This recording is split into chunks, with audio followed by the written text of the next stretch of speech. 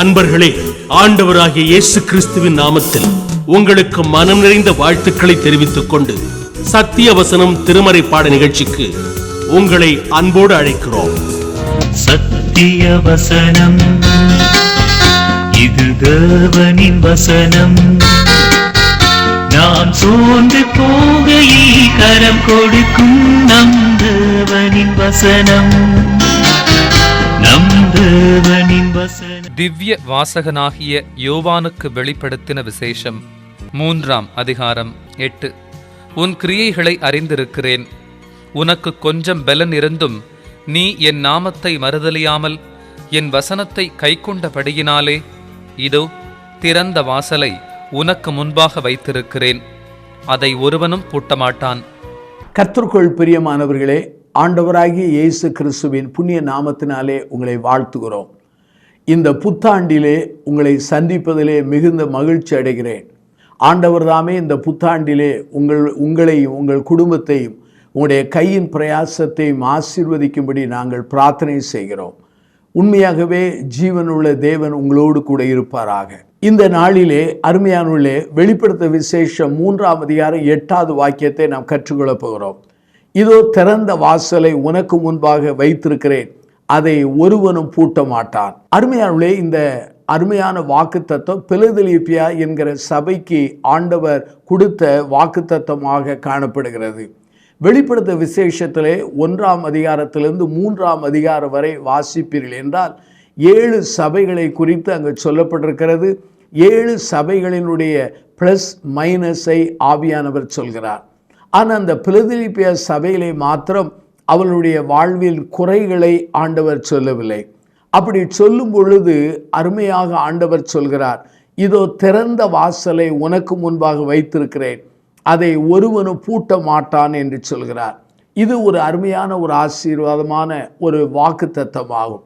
அநேகர் என்னிடத்தில் கேட்பது உண்டு, இந்த புத்தாண்டு எப்படி இருக்குமோ என்று. புத்தாண்டு எப்படி இருக்குமோ என்று சொல்லி என்னாலே உங்களாலே கணிக்க முடியாது. ஆனால் ஒன்றை நான் சொல்ல விரும்புகிறேன், நீங்கள் புத்தாண்டிலே ஆண்டவரோடு இருந்தால் ஆண்டவர் உங்களோடு இருப்பார். ஆண்டவர் நம்மோடு கூட இருந்தால் அவர் திருமறையிலே சொல்லப்பட்ட அத்தனை வாக்குத்தத்தங்களையும் நாம் சுதந்திரிக்கலாம். இன்றைக்கு ஒரு வாக்குத்தத்தத்தை நாம் சிந்திக்க போகிறோம். அதுதான் திறந்த வாசலை உனக்கு முன்பாக வைத்திருக்கிறேன், ஒருவனும் பூட்ட மாட்டான் என்பதுதான். நம்முடைய வாழ்க்கையிலே கடந்த ஆண்டிலே எத்தனையோ வேதனைகள், இழப்புகள், துன்பங்கள், நெருக்கங்கள், கைவிடப்பட்ட ஒரு சூழ்நிலைகள், அழுத்தங்கள், விபத்துகளெல்லாம் காணப்பட்டிருக்கலாம். ஆனால் புத்தாண்டிலே ஆண்டவர் நமக்கு தருகிற ஒரு அருமையான ஜீவனுள்ள வாக்குத்தத்தம் என்ன? திறந்த வாசலை அவர் நமக்கு தருவதாக வாக்குறுத்திருக்கிறார். அருமையான என் சகோதர சகோதரிகளே, இந்த பிலதெல்பியா சபை என்றால் ஆங்கிலத்திலே பொருள் என்ன? The city of brothers love என்று சொல்வார்கள். சகோதரத்துவ அன்பினாலே நிரப்பப்பட்ட ஒரு அருமையான சபையாக இந்த சபையை குறித்து சொல்லலாம். அருமையானுள்ளே, இந்த திருச்சபைக்கு ஆண்டவர் கொடுத்த வாக்குத்தத்தத்தை நானும் நீங்கள் சுதந்திரித்து கொள்ளத்தக்கதாக ஆண்டவர் நம்மை நிச்சயமாகவே தகுதிப்படுத்துவாராக. எனக்கு ஒரு வாலிபனை தெரியும். அந்த வாலிபன் வெளிநாட்டிலே தங்கி பல ஆண்டுகள் உயர்கல்வி படித்து வந்தார். உயர்கல்வி படித்து முடித்த பிற்பாடு பல மாதங்களாக வேலைக்காக முயற்சித்தான். இன்று வரையிலும் அவனுக்கு வேலை கிடைக்கவில்லை. அடிக்கடி என்னோடு தொடர்பு கொள்ளும்போது எப்போது எனக்கு திறந்த வாசல் வரும், எப்போது என் வாழ்க்கையினுடைய வனாந்தர வாழ்க்கை அது முடிவடையும் என்று சொல்லி கண்ணீரோடு பேசுகிறதை நான் கேட்டிருக்கிறேன். இதே ஒத்த ஒரு வாழ்க்கையிலே நீங்கள் இருக்கலாம். எங்கள் வாழ்க்கையிலே எல்லா பக்கமும் பூட்டப்பட்டிருக்கிறது. யோபை போல 4 பக்கமும் நான் பூட்டப்பட்ட நிலையில் இருக்கிறேன். என் வாழ்க்கையிலே திறந்த வாசல் வருமா என்று சொல்லி பலர் கேட்பதுண்டு. திறந்த வாசல் என்பதை உண்மையாகவே ஒரு வாய்ப்புகள், ஆப்பர்ச்சுனிட்டிஸ் என்று கூட சொல்லலாம். அருமையான என் சகோதர சகோதரிகளே, வெளிப்படுத்தும் விசேஷம் 3ஆம் அதிகாரம் 7 வாசித்து பாருங்கள். தாவீதின் திறவுகோலை உடையவரும் ஒருவரும் பூட்டக்கூடாதபடி திறக்கிறவரும் ஒருவரும் திறக்கக்கூடாதபடி பூட்டுகிறவர் சொல்கிறதாவது. அப்படியானால் நம்முடைய ஆண்டவராய் இயேசுவானவர் பூட்டினால் யாரும் திறக்க முடியாது. அவர் திறந்தால் யாராலும் பூட்ட முடியாது. இதுதான் இந்த வசனத்தினுடைய உண்மையாகும். அருமையானவர்களே, திறந்த வாசலை உனக்கு தருகிறேன் என்றால் அதனுடைய பொருள் என்ன? அநேக கதவுகள் ஏற்கனவே பூட்டப்பட்டிருக்கிறது. அந்த பூட்டப்பட்டிருக்கிற அந்த கதவுகளை ஆண்டவர் திறந்து தருகிறவராக இருக்கிறார். அருமையானவர்களே, முதல் காரியம், தனிப்பட்ட மனிதனுடைய வாழ்விலே ஆண்டவர் திறந்த வாசலை தருகிறார். ஏன் உங்களுக்கும் எனக்கும் தனிப்பட்ட அளவிலே தருகிறார். வெளிப்படுத்தல் 3ஆம் அதிகாரம் 20வது வாக்கியத்தை வாசித்து பாருங்கள். இதோ வாசற்படியில் நின்று அவர் கதவை தட்டுகிறார்.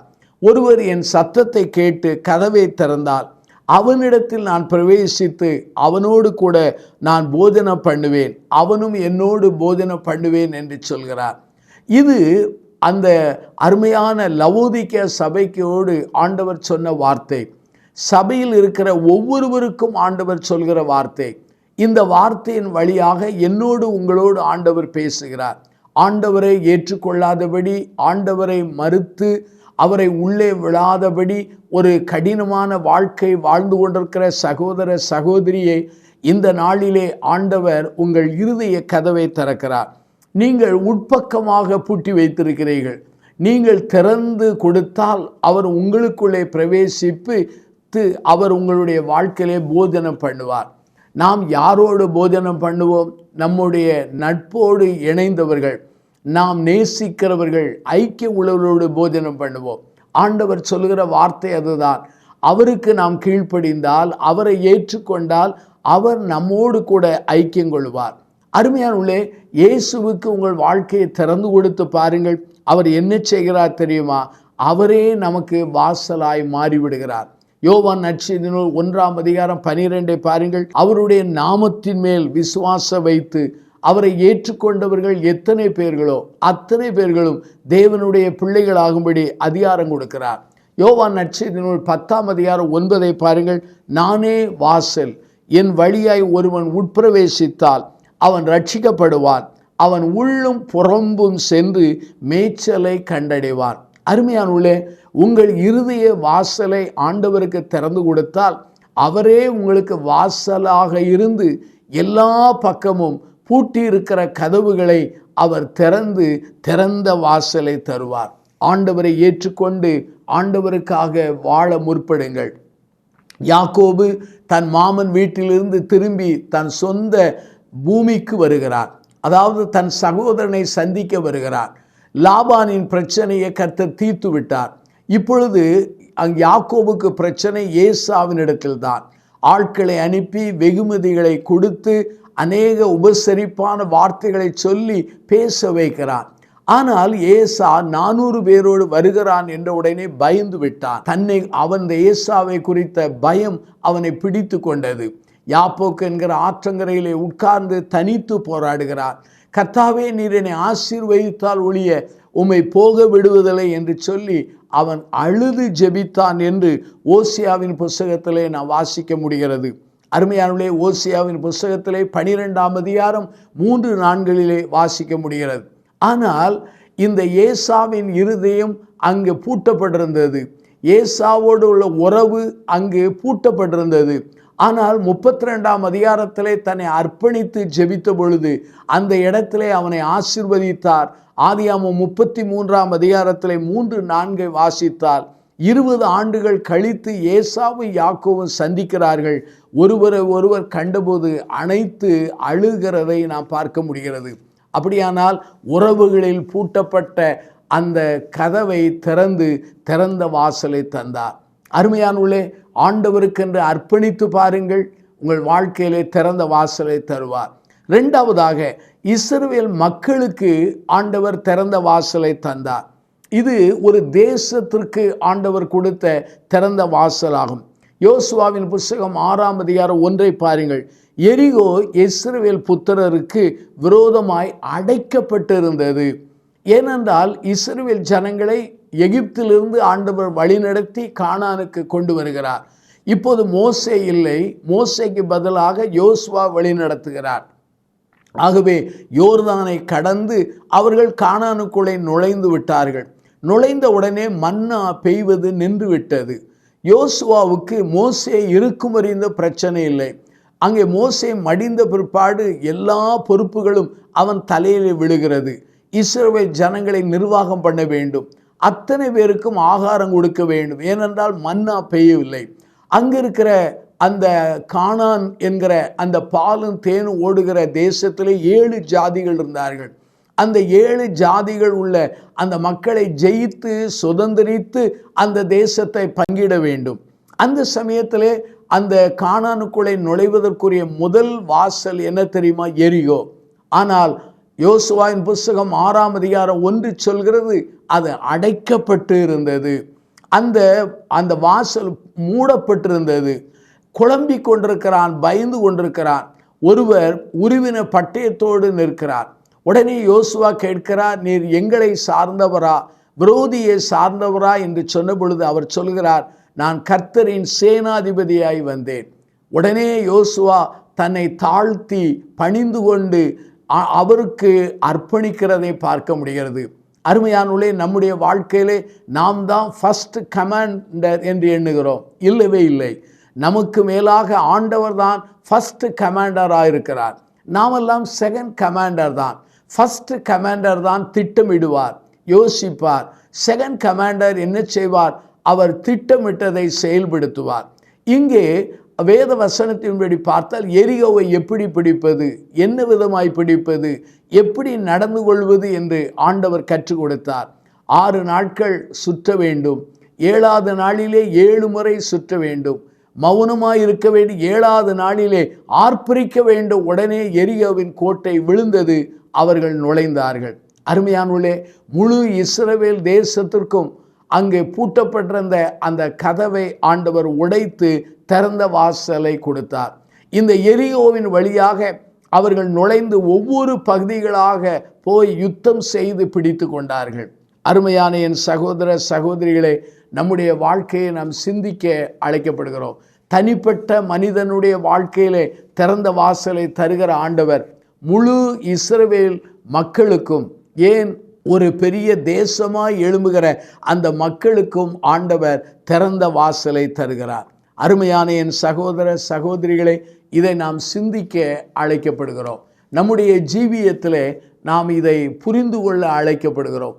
உங்கள் வாழ்க்கையிலே ஆண்டவர் திறந்த வாசலை தருவார். தனிப்பட்ட மனிதனுக்கு மாத்திரமல்ல, குடும்பத்திற்கு மாத்திரமல்ல, ஒருவேளை முழு சமுதாயத்திற்கு மாத்திரமல்ல, தேசங்களுக்கு கூட அவர் திறந்த வாசலை தருவார். 3ஆவதாக, நம்முடைய ஆண்டவர் ஆன்மீக வாழ்க்கையிலே, ஊழியத்தின் பாதையிலே, சபை வளர்ச்சியிலே, மிஷனரி பணிகளிலே அவர் உண்மையாகவே திறந்த வாசலை தர வல்லமுள்ளவராயிருக்கிறார்.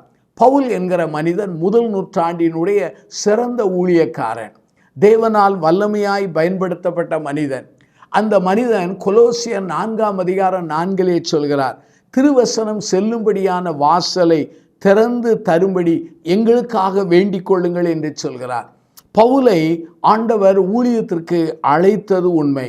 ஆனால் ஊழியத்துக்கு அழைக்கும் போதே அனனியாரிடத்திலே கர்த்தர் சொன்னார். அப்போஸ்தலர் 9ஆம் அதிகாரம் 15 இந்த பவுலை புறஜாதிகளுக்கும் ராஜாக்களுக்கும் யூதர்களுக்கும் அங்கே என்னுடைய சுவிசேஷத்தை அறிவிக்கிறதற்காக நான் தெரிந்து கொண்டேன் என்று சொல்கிறார். அது மாத்திரமல்ல, அவன் ஒரு பாடுபடுகிற பாத்திரம் என்று சொன்னார். அப்படியானால் அப்போஸ்தலர் 9ஆம் அதிகாரம் 15வது வசனத்தின்படி பவுலுடைய ஊழியம் எங்கே? யூதர்கள் மத்தியிலே இருந்தது, புறஜாதிகள் மத்தியிலே இருந்தது. ராஜாக்களுக்கு நற்செய்தியை சொல்லுகிற ஒரு பாடுகளை ஏற்றுக்கொண்ட மனிதனாயிருந்தார். அந்த மனிதன் சொல்கிறார், திறந்த வாசலை எங்களுக்கு தரும்படி ஜெபியுங்கள் என்று வேண்டிக் கொள்ளுங்கள் என்று சொல்கிறார். அருமையானவர்களே, ஊழியத்தின் பாதையிலே, சபை வளர்ச்சியிலே, அல்லது நம்முடைய வாழ்க்கையிலே மிஷனரி பணிகளிலே, அல்லது ஆன்மீக வாழ்க்கையிலே திறந்த வாசல் தரப்பட வேண்டுமா, பெற்றுக்கொள்ள வேண்டுமா, அதை உங்கள் வாழ்க்கையிலே அதை சுதந்திரிக்க வேண்டுமா? ஒன்றை செய்ய வேண்டும். பவுல் அப்போஸ்தலரை போல வேண்டிக் கொள்ளுங்கள் என்று நாம் ஜெபிக்க தொடங்க வேண்டும். மற்றவர்களை வேண்டிக் கொள்ள நாம் கேட்டுக்கொள்ள அழைக்கப்படுகிறோம். பவுல் ஒரு சிறந்த ஜெப வீரன். ஆனாலும் மற்றவர்களுடைய ஜெபத்தை வாஞ்சிக்கிற மனிதனாக அவர் காணப்படுகிறார். ஜெபம் என்பது நம்முடைய வாழ்க்கையிலே திறந்த வாசலை தரக்கூடிய வல்லமை படைத்ததாக இருக்கிறது. 1 கொரிந்தியர் புஸ்தகம் 16ஆம் அதிகாரம் 9 பாருங்கள். எபேசு பட்டணத்திலே அந்த பவுல் பிரசங்கிக்கும் பொழுது சொல்கிறார், எபேசு பட்டணத்திலே, ஏனெனில் இங்கே ஒரு பெரிதான அனுகூலமான கதவு திறக்கப்பட்டிருக்கிறது. ஆனால் விரோதம் செய்கிறவர்களும் இங்கு அநேகர் இருக்கிறார்கள் என்று எழுதுகிறார். அருமையானவர்களே, அநேகர் எண்ணுகிறார்கள் எபேசு பட்டணத்திலே பணி செய்வது கடினமான காரியம்தான். ஆனால் இப்போது பவுல் எழுதுகிறார், இதிலே பெரிதும் அனுகூலமான திறந்த வாசலை ஆண்டவர் தந்திருக்கிறார். ஆனால் விரோதம் செய்கிறவர்கள் அநேகர் இருக்கிறார்கள்.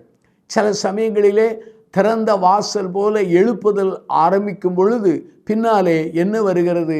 அங்கே பாடுகளும் உபத்திரங்களும் எழும்பி விடுகிறது. விரோதம் செய்கிறவர்கள் எழும்பி விடுகிறார்கள். சில சமயத்திலே விரோதம் செய்கிறவர்கள் எழும்பும் பொழுது எழுப்புதல் அங்கு தானாக வந்து விடுகிறது. யானை வருவதற்கு முன்பாக மணி ஓசை கேட்பது போல எழுப்புதலுக்கு முன்னாலே விரோதம், விரோதத்துக்கு முன்னாலே எழுப்புதல், இவ்வாறு மாறி மாறி வந்து விடுகிறது. ஆனால் அருமையானவர்களே, பவுல் இந்த எபேசு பட்டணத்திலே திறந்த வாசல் என்று சொல்லுகிற காரியம் என்ன? ஆப்பர்ச்சுனிட்டிஸ், வாய்ப்புகள் அல்லது எழுச்சிகள், எழுப்புதல்கள், மனம் திரும்புதல்கள், இதைத்தான் அவர் குறிப்பிட்டு சொல்கிறார்.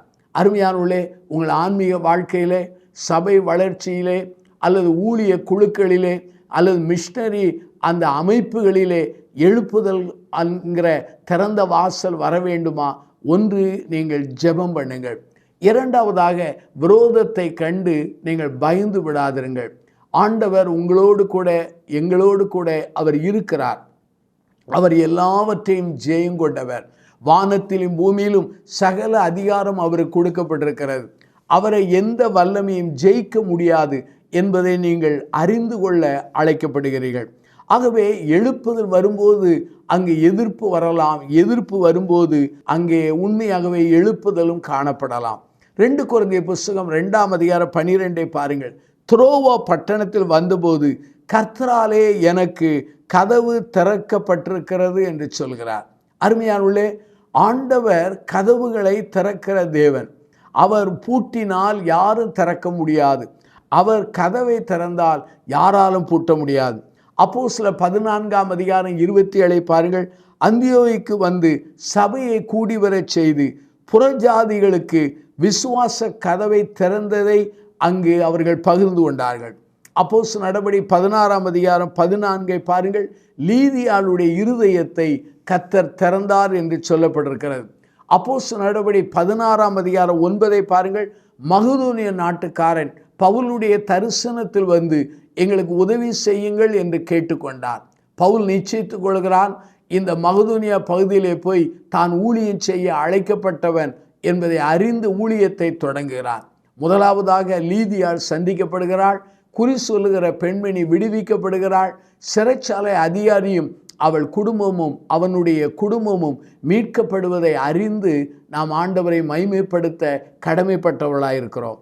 அப்படியானால் இந்த ஊழியத்தின் பாதையிலே அல்லது ஆன்மீக பாதையிலே, சபை வளர்ச்சிகளிலே, மிஷனரி பணிகளிலே ஆண்டவர் திறந்த வாசலை தரப்போகிறார். அதற்கு நாம் என்ன செய்ய வேண்டும்? ஜெபிக்க வேண்டும்.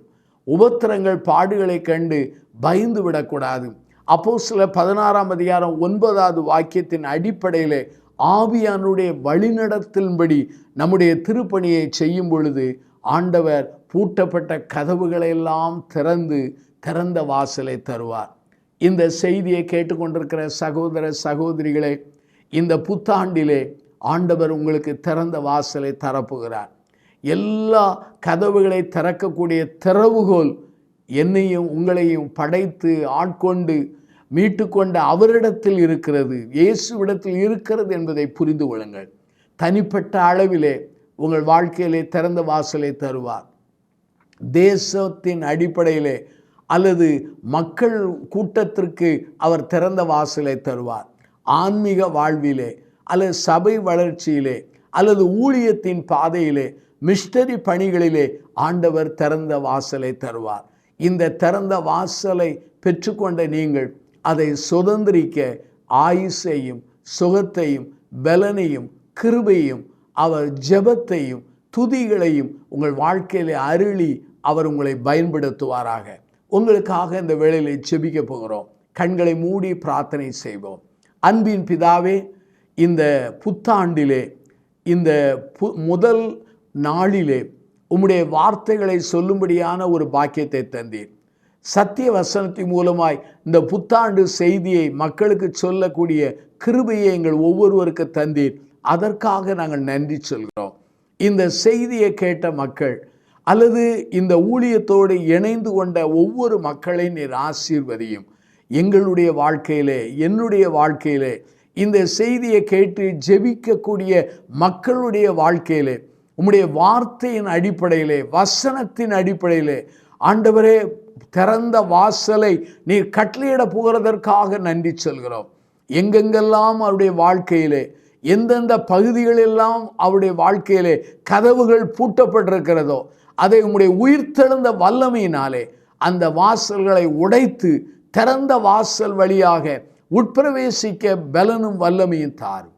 இந்த செய்தியை கேட்டு அர்ப்பணித்த மக்களை ஆசீர்வதியும். இயேசுவின் நாமத்தில் ஜெபிக்கிறோம் ஜீவனுள்ள பிதாவே, ஆமென். இந்த புத்தகம் பற்றிய விபரங்களுக்கு சத்திய வசனம் அலுவலகத்தை தொடர்பு கொள்ளவும்.